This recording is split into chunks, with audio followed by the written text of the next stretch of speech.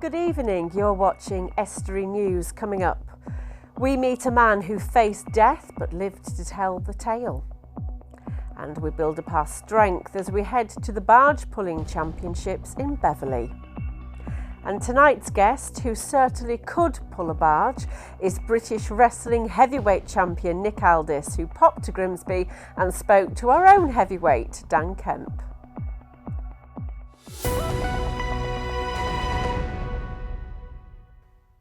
Welcome to Estuary News. I'm Emma Lingard. Now it's time for the news headlines.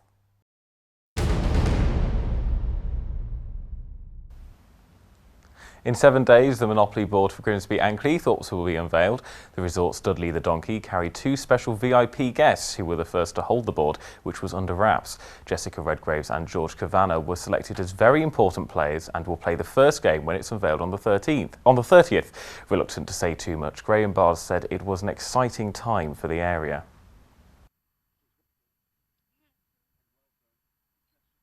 To be very exciting. We're sure that the board has captured the essence and the spirit of Grimsby and Cleethorpes, from the wonderful seafront here, which will be on the board, to the Minster, to the football club and the great and good of this wonderful area, this tourist magnet, and much more perhaps important than that, this great area of heritage with its rich, deep trawler and fishing history. A member of the UKIP group on North East Lincolnshire has left to join the Conservative ranks on the council. Tim Veal has left his position and has defected to the Conservatives. He cites reasons such as UKIP voting similarly as Labour on many issues, including council tax rises. He also said the party are ineffectual and are in disarray both locally and nationally. He stated that a vote for UKIP is in fact a vote for Labour. Councillor Philip Jackson, who is leader of the Conservative opposition group on North East Lincolnshire Council, has said he will be a great asset to the local party. And finally, this weekend sees a unique World Championship come to Beverley. The Beverley Barge Preservation Society is hosting the world's first barge pulling World Championships in the town on Sunday. Teams of 4 compete to pull a 64-tonne barge 220 yards down Beverley Beck as fast as possible. Brian Holmes from the Preservation Society says people need to come and see this one-of-a-kind spectacle. You're going to see a spectacle you've probably never seen in your life before, which is a huge vessel being pulled along, 220 yards it is, so it's quite a distance as well, and you will never see it again, apart from maybe this time next year when we hold the 2016 championships. That's all from me, and I'll be back with more news soon. Bye for now.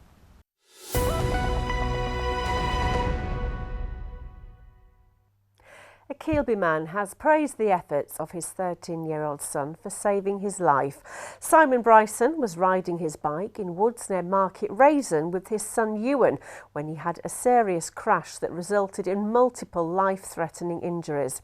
He spent 10 weeks in hospital, but now he's out and is expected to make a full recovery, and Dan Kemp went to meet him. A fractured neck, broken ribs, a punctured lung, fractured pelvis, a broken clavicle and pneumonia, and the list could go on. The injuries Simon sustained were extremely serious after his bike tyre suffered a blowout, with a consultant commenting they were typical in a patient that hit concrete travelling at 70 miles per hour. It was the last ride of the afternoon. I'd said to Ewan, this is it, and then we'll just cycle back to the car, but should we go for it this time? And he menacingly said yes, and to be quite honest, they could have been my famous last words. Just coming down to the bottom of the hill and took a little jump, and I think as I landed I had a blowout and lost all control of the bike, and I smashed into the ground with such ferocious pain that I've never felt before, and I think at that point I blacked out. His son was on hand. Ewan is just 13 and has praised the scouts for making him aware of what to do next. He'd been learning how to deal with such issues just weeks previously. Basically, I just calmed him down, tried to support him, because I remember scouts telling us a few weeks before, just keep them calm, make sure that you're there, and show your face. So that's exactly what I was doing.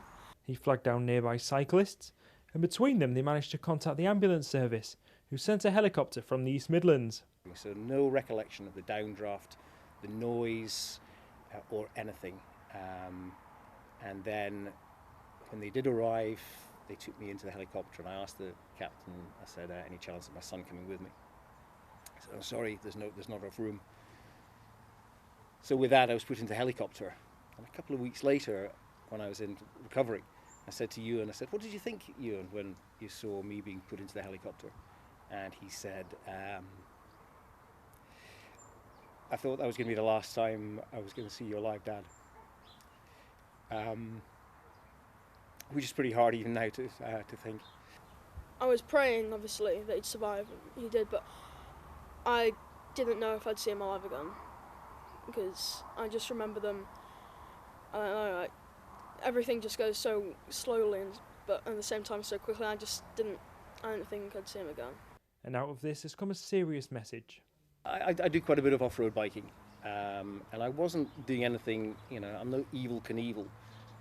It was nothing, ridiculously difficult that I was doing. I think it was just bad luck.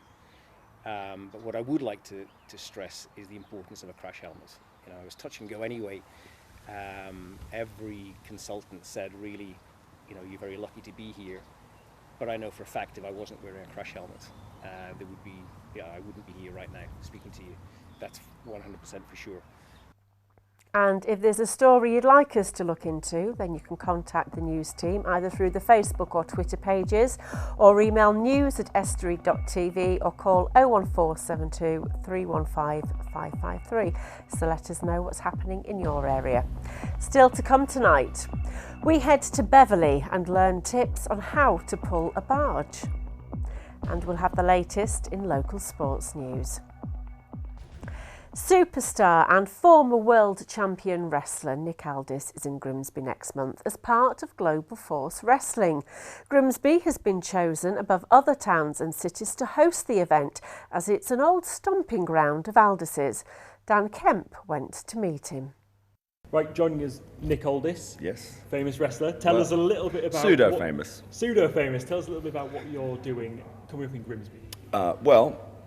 Back in the day when I first broke in the business, Grimsby Auditorium was one of the first really good venues that I wrestled at, and I always loved it. So when I earlier this year I decided to move on from TNA because I felt like I had done everything I could do there. I joined a new company called Global Force Wrestling, which is started by Jeff Jarrett, who was actually the founder of TNA, and wrestling fans will be very familiar with Jeff. He's a multiple world champion and a very big name in the business. In my opinion, it's going to be the biggest lineup of, as far as star names for a wrestling show that Grimsby has ever had. But I've always had a real affection for this venue and this town. I always thought the fans here were fantastic and the atmosphere is great. So it's going to be our first ever UK live event is going to be here at the Auditorium on October 28th. The UK fans are as rabid as any wrestling fans in the world at the moment. And I just threw it out there and said, well, look, all of the big touring shows, with the big names, they always go to the major markets. They always go to Manchester and London and Belfast and Dublin and, Glasgow. And I said, there are so many great venues and so many great towns with great fans all over the country. Okay, we've been showing wrestling in Grimsby on our Freeview channel. Why is it that Grimsby's got such a kind of a big pull and so much interest from the local area? It's always hard to say, why a certain place takes to wrestling better than others, but we have kept up with a lot of the local promotions. We've been working closely with some of those local guys and hoping to help showcase some of them too, and they've been a great help to us as far as creating some awareness for us in the local community. But I've never really been able to put my finger on why a certain town gets it more than others, but I do always remember that when I used to come here when I first got into the business, that this town always had that. They were just good fans. They were just into it. They were just, they weren't over opinionated. They just had fun, and they just came and enjoyed it and understood it for what it was, and were always great to us. Not everyone is into wrestling, I suppose. Why do you think people should come down and watch on the 28th?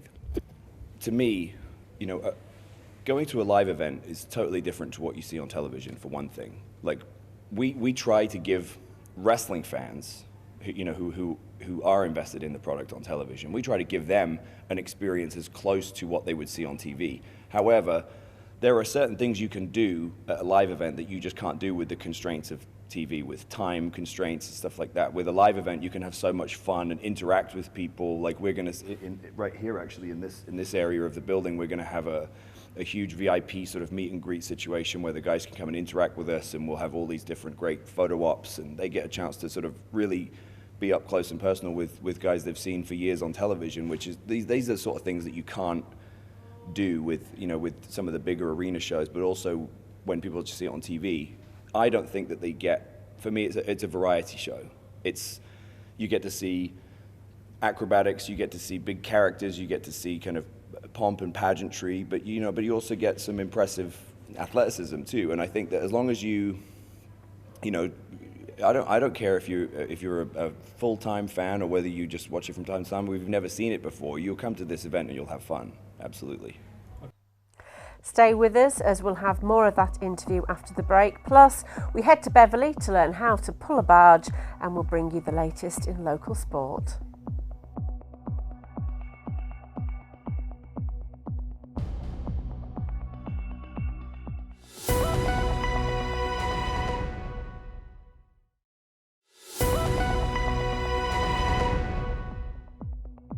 Welcome back. You're watching Estuary News. Still to come. We learn the correct way to pull a barge ahead of the championships in Beverley. And we'll have the latest local sports news and results. Now it's time for part 2 of the interview with world champion wrestler Nick Aldis, who's talking to Dan Kemp. So from Las Vegas to Grimsby. How did that? Well, that's kind of the pull. Is we're doing just 2 UK live events this first time around, and they're coming right off the back of our Grand Slam tour of baseball stadiums in the US, and then our show called Amped, which is at the Orleans Arena in Vegas. We also hope that between now and these events that there's probably going to be some sort of announcement regarding television here in the UK and stuff too. So it's a very exciting time.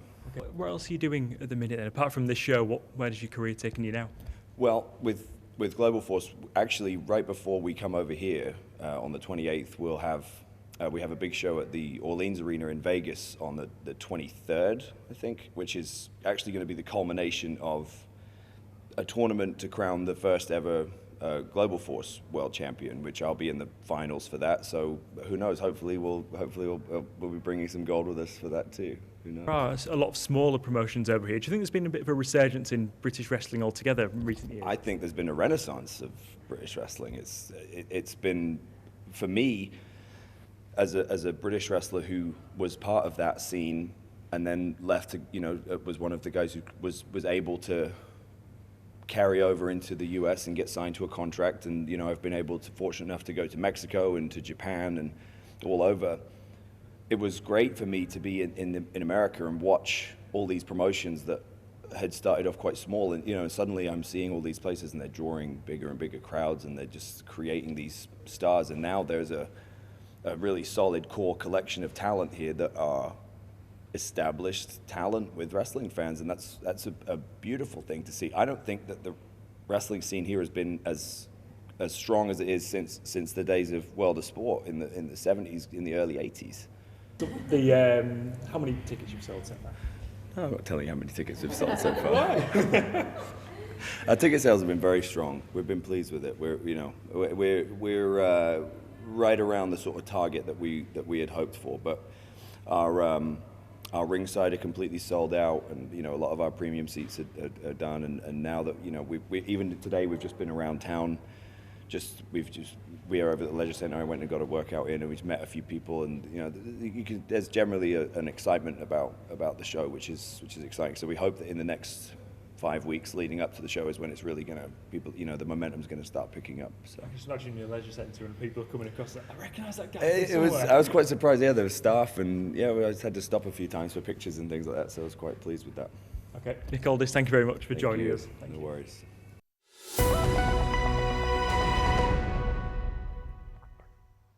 Now, they were one of the backbones of the Industrial Revolution, but as other methods of freight transit rose to prominence, barges were left behind. Now, the Beverley Barge Preservation Society is reliving the glory days of the vessel with a new twist by hosting the world's first barge pulling championships in the town with the Sinton barge, which was restored by the Society. We went along to hone our barge pulling techniques. Could you and 3 friends pull a 64-ton barge?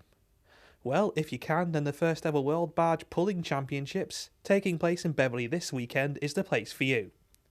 For the uninitiated, what exactly is barge pulling? Barge pulling is a competition to pull a 64-ton barge along Beverley Beck in the fastest possible time. Now, we've Googled this, and the reason it's called the World Barge Pulling Championships is because there isn't one, or there is one now. This is the very first. No one else in the world does this. For most people, myself included, pulling a 64-ton barge with help sounds like an almost impossible task. Brian says that getting the Sintan off the mark is the hardest part of the whole process, with it getting a bit easier afterwards. Well, as I say, it is 64 tonnes of it. 4 people will be pulling it. We'll attach ropes, obviously, for them to do that. The mechanics basically are, once you get it started, it's not a problem.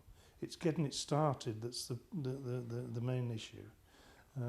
Just getting it pulled off the starting blocks, as it were, down to the finish line. And of course, when it gets down to the finish line, it could very well be moving at quite some speed. Depends how big the teams are, of course. And then we've got to stop it. Now what we're going to do is have a skipper on board, so when it passes the finish line, he will actually start the engine. The championships also mark the return of Sintan to Beverley. The barge was originally owned by a businessman from the town before it got into a derelict state, being half sunk at Doncaster Power Station before being restored by the Preservation Society. In the early 2000s, at Doncaster Power Station, in fact, it was half sunk, it had been vandalised. It was previously owned by Richard Options, who were the tanners in Beverley. They closed down, they sold a fleet of barges off. There were many of them, I think there were 16 in total, in fact. But one of our members, or there was no membership then, but one of our people found it at Doncaster, decided it would be a good idea to bring it back to Beverley and to restore it to its previous glory, and that's what he did. And a team of people were put together to do that. So what you see here is it's been completely renovated by a team of volunteers. For Society member Sarah, the championships are a chance for people to discover the historical significance of Beverley Beck, and hopes the championships will become an annual event, even if barge pulling isn't exactly her forte. Definitely. I came down here in a taxi one day and nobody knew the Beck existed. I'm not local, but I found it and I think everybody else should too. Hopefully, yes, it'll be an annual event and help us keep the boats afloat. I haven't done it, no, we did a trial run to see how it all works, but no, it's hard work, it's not for me. And if we were putting a team together, I think we'd have Nick Aldis on. I'm looking at Richard here because no. Richard's waiting. You won't join us on the barge pulling team, no, will I don't you? think I could. I don't think I've got we need the that necessary wrestler. skills. We'd win. Yeah, we'd get together an Estuary TV team. Do you want me to tell you what's happening over the weekend? Go on, you then. can take your dog Will to this. There's a border collie walk in Cleethorpes. And I know that your dog isn't I was going to say it's not a border collie. I know that your dog isn't a border collie, but it says all types of dogs and owners are welcome to join them for the meet-up and walk together. And it's happening at 2 p.m. on Saturday afternoon. And they're going to meet in the car park and then they're going to go for a nice walk along the beach. They're being allowed on the beach. Because obviously they're not normally. Is this a one-off? Because it's not beach time yet for dogs, I think it's just kind of a one-off. I don't really think there's any sort of particular other reason for it. It's just a Facebook group that got together and decided to have some nice thing. Staying in Cleethorpes, talks are still ticking about the Cleethorpes railway station clock, according to the Cleethorpes people. Well, it's apparently, broke, isn't it? Apparently, it remains in a state of disrepair, according to the Tourism, Leisure and Culture Scrutiny Panel. That's what they heard. and apparently the issue has been raised with Network Rail. So now maybe we might be able to get trains that, you know, we know when they're on time. The dispute is who owns the clock to repair it, is it? Yes, because the issue's been raised with Network Rail, but apparently they might have to speak to Copley, who actually manage the building, and it gets very, very, very confusing. Why can't somebody just repair it? I don't know. Is that too easy? Possibly. Yeah. I don't know. Cash-trapped Hull City Council, this in a Hull Day email, to stop painting bus lanes. Now, this is of genuine, this is of genuine concern to drivers. Obviously, there's a lot of dual carriageways in Hull, and they tend to paint them all red all the way along. Apparently, they literally don't, well, they might not even have the money to do that anymore. In a report for Friday's Value for Money Scrutiny Commission, Mr. Burton says, can we stop adding the frills, i.e. the services get delivered or offered without the gold plating? So white lines to indicate bus lanes rather than the different coloured services as well. So they're just looking at everything which can possibly obviously save money in times of austerity. Okay. And this is all due to £500,000 worth of further savings. More money. Well, that's all got time for. Money, money, money. Money. Now it's time for the sport.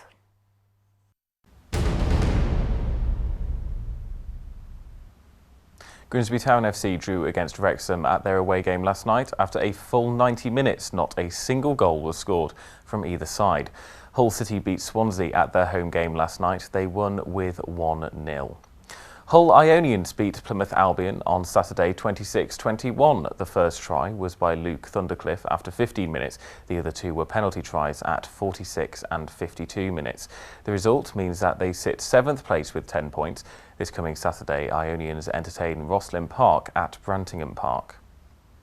Global Force Wrestling is coming to Grimsby next month. It'll feature big names from the world of wrestling, including American wrestler Jeff Jarrett, female wrestling superstar Mickie James, and Britain's first world heavyweight champion, Nick Aldis. For Nick, it's a return to a town and a venue he loves, as he told our reporter Dan Kemp on his recent visit. Back in the day when I first broke in the business, Grimsby Auditorium was one of the first really good venues that I wrestled at, and I always loved it. So when I earlier this year I decided to move on from TNA because I felt like I had done everything I could do there. I joined a new company called Global Force Wrestling, which is started by Jeff Jarrett, who was actually the founder of TNA, and wrestling fans will be very familiar with Jeff. He's a multiple world champion and a very big name in the business. That's all for the sport for now, and we'll be back with more sports news soon. If you've got a sports story for us, then please email us on sport@estuary.tv. Bye for now. That's it. If you've a story for us, visit our social media pages or email news@estuary.tv or pick up the phone and call us. Until tomorrow, good night.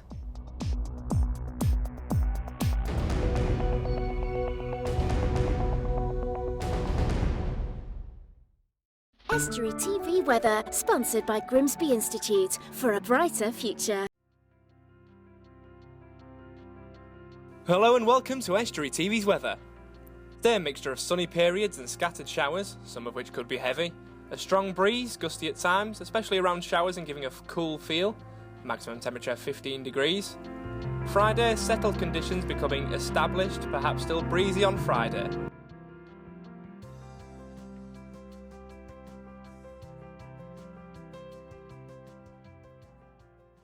Estuary TV weather, sponsored by Grimsby Institute for a brighter future.